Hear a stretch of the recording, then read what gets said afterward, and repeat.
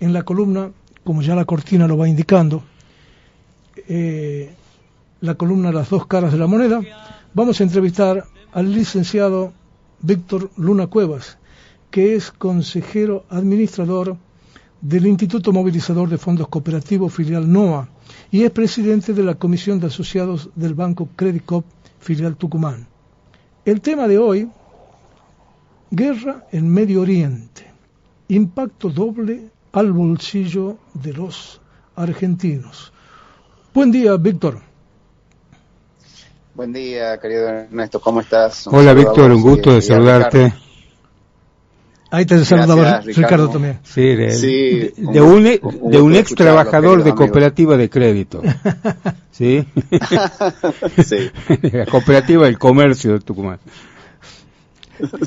Mirá los años. Así ya. es, querido amigo. Sí, dale. Sí, imagínate. Yo el cooperativismo lo tengo desde la tierna infancia. Yo tenía 2 meses y en el patio de casa se fundó una cooperativa aquí de la Ramada de Abajo, y mi padre fue gerente durante mucho tiempo, así que se vivía, Mirá vos. Cooperativismo era tema de todos los días. Y formaba parte de del ADN familiar. Sí.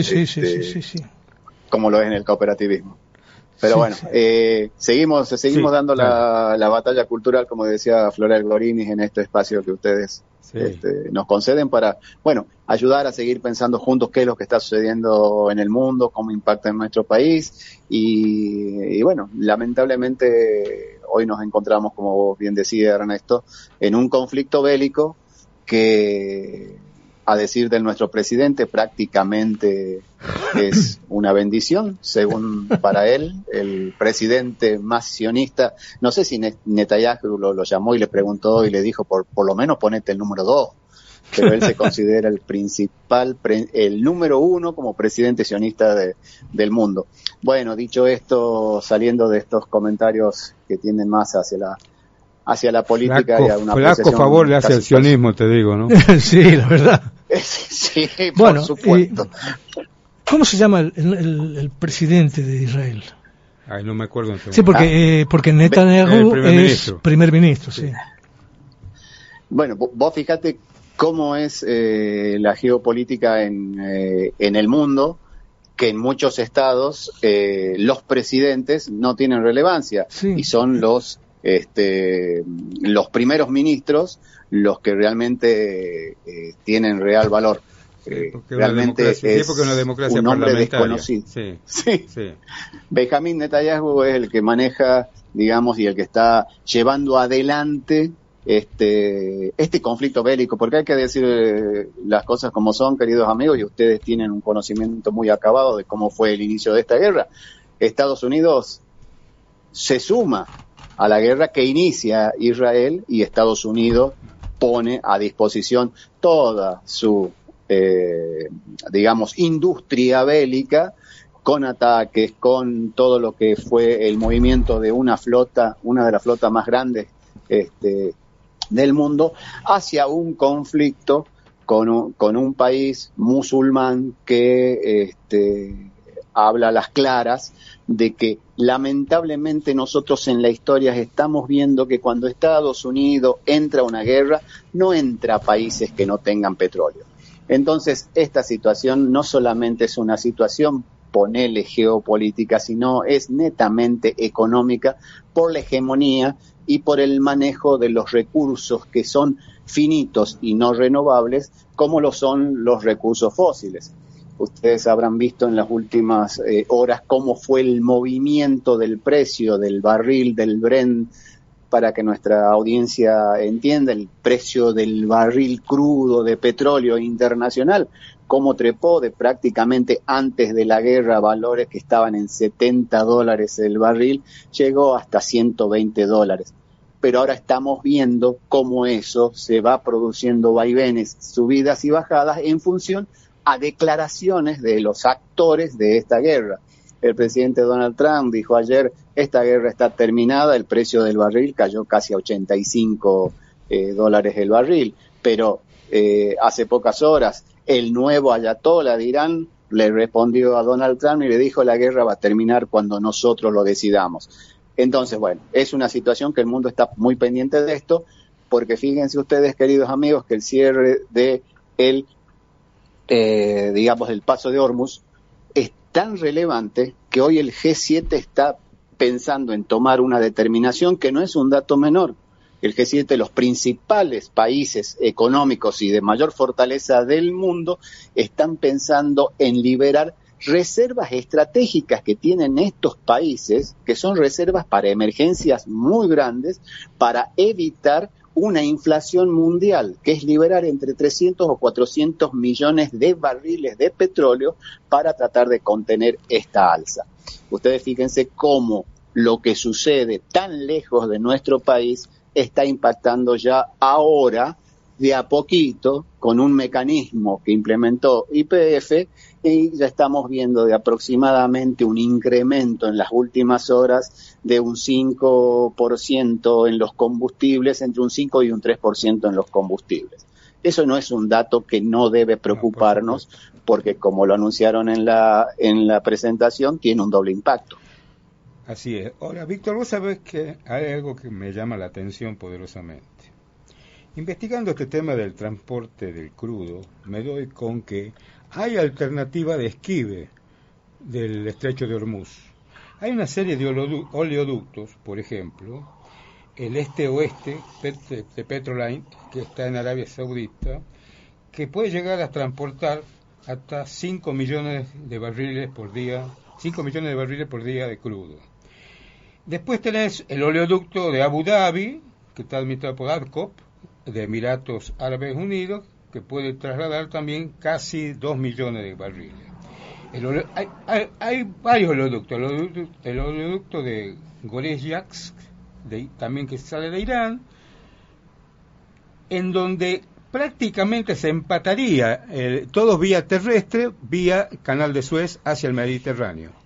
Entonces, de alguna manera, esto sería una maniobra de esquive del estrecho de Hormuz, por lo que a mí me da la impresión que también aquí hay una maniobra de factores financieros, de bicicletas financieras, de toma de ganancia, digamos, abreviadas, previas a lo que fue la guerra. Por ejemplo, que el hijo de Trump compró 50 millones de acciones unos días previo a la guerra. Fue casualidad realmente. Bueno, entonces yo creo que hay un movimiento, hay como una combinación entre la difusión del obstáculo del estrecho de Hormuz con el manejo de una bicicleta financiera fantástica, global, en donde hay, por supuesto, siempre algunos que ganan muchísimo dinero y otros que pierden muchísimo dinero, y países como nosotros perdemos más todavía. Así que yo no sé cuánto de realidad hay, cierro la idea, en cuanto a la falta de provisión de petróleo. Sí, vos fíjate, Ricardo, dentro de ese análisis que es real, esos oleoductos son oleoductos terrestres, sí, que ya dentro de muchos informes de digamos, lo que podemos llegar nosotros a conocer, porque hay mucha censura desde todas, inclusive hasta las mismas redes sociales, de lo que está sucediendo en el tema de la guerra, no dejan de ser objetivos militares por parte de Irán. Pero también es algo muy cierto lo que vos acabas de decir, que el hijo de Trump tuvo seguramente información privilegiada para saber. Qué suspicacia, Víctor, qué suspicacia. Sí, qué suspicacia, sí, la verdad. ¿Cuándo iban a suceder estos lamentables y terribles sucesos, como lo es cualquier guerra en el mundo, para poder mover fichas dentro de las bolsas y dentro de la compra de acciones, que es lo que está sucediendo ahora? Sí. Pero eso hablando desde una macroeconomía que a nosotros nos puede indignar, pero sobre lo cual nosotros no podemos hacer absolutamente nada. Así es. Lo que me preocupa en el análisis de todo esto es que más temprano que tarde, si hay un grupo del G7 que está tratando de quemar reservas estratégicas para tratar de evitar que suba el precio del petróleo, es porque quieren tratar de evitar que suba el precio de los combustibles, tanto digamos, naftas, gasol y gas, para la provisión de industrias y para la provisión de sus ciudadanos. Acá en la Argentina nosotros estamos a días de conocer el último dato de inflación en cuanto a lo que fue el mes de febrero, y a nosotros se nos plantea una gran duda desde la metodología que ha tomado YPF desde hace un tiempo a esta parte, en la cual ya no anuncian previamente un valor de referencia del combustible, sino que están haciendo, como lo dio a conocer, estos microprecios que tienen una particularidad que por ahí la audiencia no conoce. YPF puede modificar en tiempo real y hasta más de una vez por día el precio de los combustibles en surtidor de YPF en función a la mayor demanda, a la competencia entre las distintas banderas. Perdón, Víctor, ¿por día dijiste? Sí. ¿Cómo? No sabía que era por día que podía. Día. En un día, sí. En un día el microprecio se puede modificar hasta 4 o 5 veces en un día. ¿Por qué? Porque online YPF controla todos sus surtidores y ve, a ver, en estos surtidores, inclusive hasta por zona, en estos surtidores hay mayor demanda, modificamos para arriba o para abajo, hay menor demanda. ¿Cuánto está la competencia a un determinado distancia de los surtidores? Se están moviendo con un nivel de discrecionalidad y de tanta rapidez e inmediatez que la gente no se da cuenta, porque si vos fuiste a cargar y el precio del combustible estaba 1.670 y volviste a cargar y está después 1.675, no te diste cuenta de eso. Así es. Eso a fin de mes recién lo vamos a ver. Uh-huh. Entonces, ¿cómo podemos nosotros tener seguridad de que un INDEC puede tomar un ponderador cuando los precios le están cambiando por horas? Y esto sobre llovido mojado, después de la intervención que hubo en el INDEX y la eliminación y la renuncia, mejor dicho, de la baña, y la no aplicación de la encuesta, como lo hablamos siempre en esta columna, de la nueva encuesta que ya hay, que es de 2017 y 2018, hasta Ciudad Autónoma de Buenos Aires sigue dibujando la inflación. Por eso esto a nosotros nos va a pegar en ese doble golpe, porque no solamente va a ser cuando nosotros vayamos a cargar el combustible y paguemos el combustible para el auto, aquellos los que tienen privilegio todavía de moverse en auto, sino en el costo del flete de todos los bienes y servicios que nosotros consumimos. Así es, el efecto dominó. Escúchame, Víctor, ¿qué pasa con vaca muerta, la producción de vaca muerta? Que teóricamente eso sería la panacea nacional para el autoabastecimiento. Sí, está siendo vaca muerta un proyecto no de este gobierno, hay que decirlo, uh-huh, sino que un proyecto que nació con Néstor Kirchner. Hoy Argentina es exportadora de combustibles fósiles, no de gas todavía, pero exporta muchísimo y tiene una incidencia en la exportación por el precio que aumenta del Brent de un incremento importante en lo que puede ser la recaudación para la Argentina. Se estima que más o menos por cada $10 que suba el valor del crudo, son 3.000 millones de dólares que entran en concepto de retenciones al combustible o ingresos a nuestro país.